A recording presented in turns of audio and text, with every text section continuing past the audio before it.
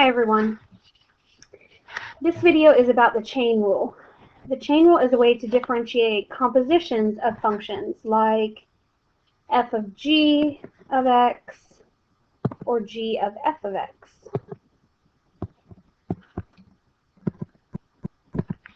And the rule looks like this. So let's say that we have a composition. So I'm going to say y equals f of g of x. If we want to find the derivative of the composition, so I'm going to use my derivative operator. We're going to find the derivative of each side. We would get dy over dx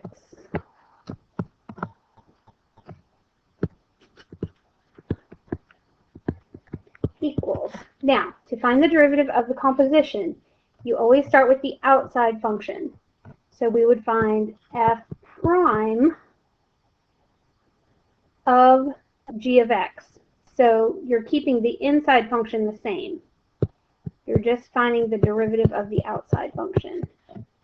But then we multiply it times the derivative of the inside function. So it would be f prime of g of x times g prime of x.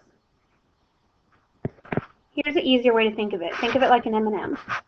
You have the chocolate on the inside and the candy coating on the outside. So before you can get to the chocolate, you would have to eat the candy coating. So the idea is the same here.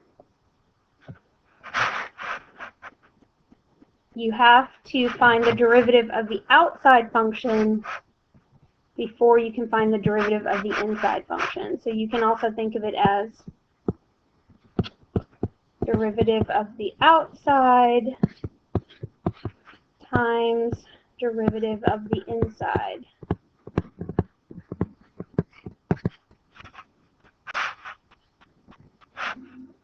But when you're finding the derivative of the outside, the inside is still in the middle. Like if you're as you're eating the candy coating, the chocolate would still be on the inside.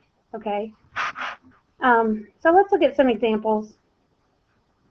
This is just an easy way to remember it. Derivative of the outside times derivative of the inside. Okay, so here we have y equals 3x squared minus 2 raised to the third power. So I tried to make this look like an M&M. So the red would be the candy coating and the black would be the chocolate on the inside. So in order to find our derivative, we're going to start with the candy coating, or find the derivative of the outside. And because it's an exponent, we're going to use our power rule. So we're going to bring the 3 down in front, and we're going to subtract 1 from our exponent. Okay, but the chocolate is still on the inside, so we're going to keep that. Oops. Trying to change the color of my pen. We're going to keep the inside the same.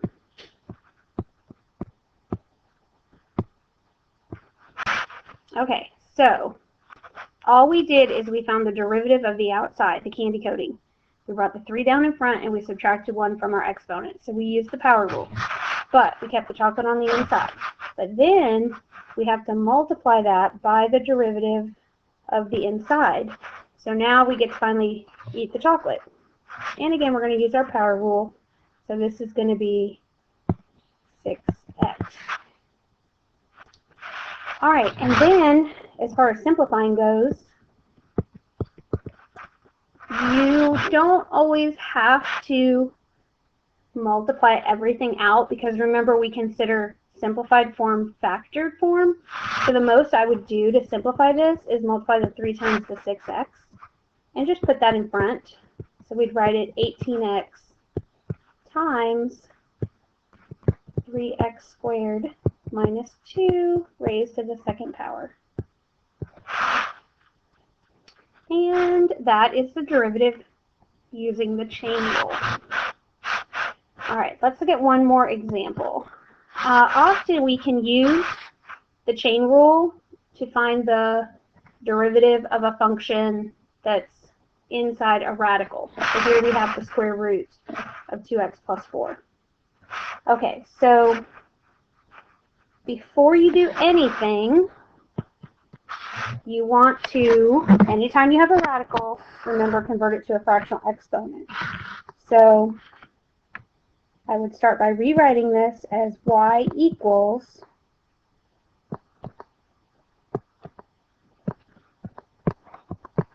the inside raised to the 1/2 power. So 2x plus 4 raised to the 1/2 power. And again, all I did there is convert the radical to a fractional exponent. Okay, so then we're going to apply our power rule. So again, start with your candy coating, or find the derivative of the outside, but keep the inside the same. So we're going to use our power rule. We're going to bring the 1/2 down. We're going to subtract 1 from the 1/2, so that'll give us to the negative 1/2 power. But again, remember the chocolate is still on the inside. But then we finally get to eat the chocolate. So we're going to multiply times the derivative of the inside, which is 2. All right, and then to simplify this, we can multiply the 1/2 times the 2, which is 1. And that would just initially leave us with 2x plus 4 to the negative 1/2. But then I would get rid of the negative exponent by flipping that. I forgot the 4 in there.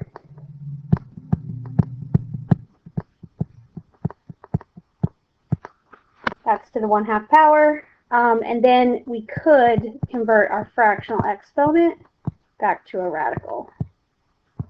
So it would end up looking like this. Okay, so we're going to practice this some more in class tomorrow. But again, just remember the chain rule is a way to find the derivative of a composition of functions. And again, you always find the derivative of the outside, leaving the inside the same, and then multiply it by the derivative of the inside. Think of it like an M&M. All right, have a good night. I will see you tomorrow.